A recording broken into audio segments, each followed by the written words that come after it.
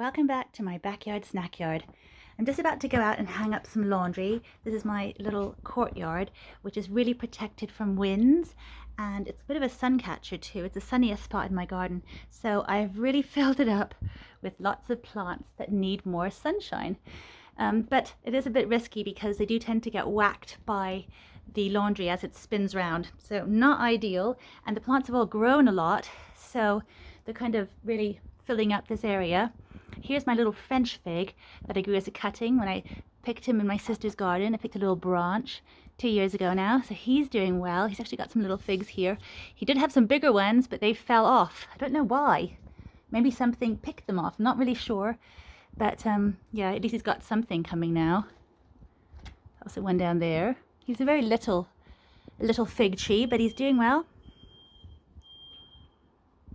And some kind of alarm going off elsewhere.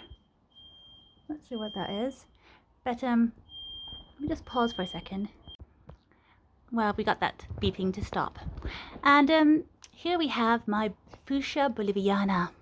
It is doing so beautifully. I just love these flowers, and then all the little berries are coming along. They almost look like extra long grapes, just dripping along there. I hope they're going to get round and fat. That's how I saw them looking when I first was trying to figure out how to grow these. But we'll see. Time will tell, I suppose. The fig tree also has quite a few figs on it here, which are getting bigger.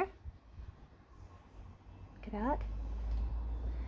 I actually pulled this one out. It was really pressed up against the wall and it wasn't getting any sun, so now I pulled it out just to give it a chance to get a bit of sunshine.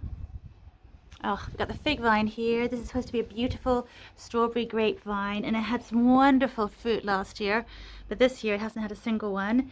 It actually started with lots of little clusters, but they all just shriveled up. They didn't actually get pollinated at all, and certainly didn't set. I think it was to do with our really cold spring. But the actual reason I thought I'd come out here today is to show you, look, there I am in the shade, is to show you my Chilean guava. If you just look at it, it looks like a bit like a bush, a bit like a box actually, one of those kind of, ones that just grow for the leaves. But it is full of wonderful berries, which I feel ripen quite slowly. So these ones will be ready in about 6 weeks time or so, by October. But there are lots of them, and interestingly enough, this year this bush has been continuously flowering. It's only stopped now, so even though there were lots of fruits that were set, it kept on shooting out loads of flowers, and then we'll get lots and lots and lots of wonderful berries. They taste like sweets, these berries. They're super sweet, so delicious. Tastes very tropical. I wanted to show this one to you because it has been raining now for the past 24 hours. So everything, as you can see, is quite wet. Like, look at this finger lime here, which is also full of beautiful fruits, which are fattening up nicely. They really should be ripe kind of soon. But yeah, you can see the leaves are all wet still with rain. But while everything else has been properly watered and is quite saturated, this guy was in a pot. And he was, because his canopy is so big, the rain just does not penetrate it and does not actually reach his pot. And so I came out here right when the rain stopped and just checked, and he was completely dry as a bone. And these kind of plants do not do well with drying out.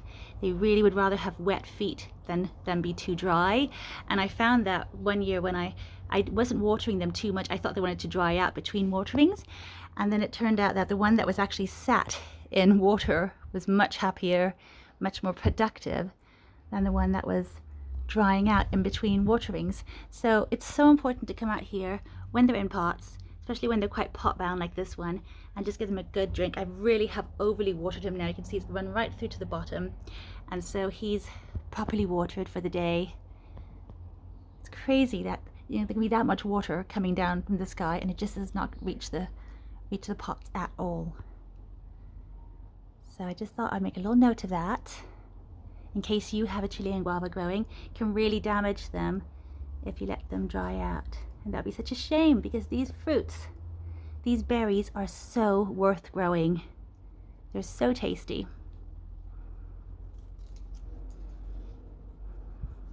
So, thank you for watching. Hope you found that interesting. And I will see you next time. Bye for now.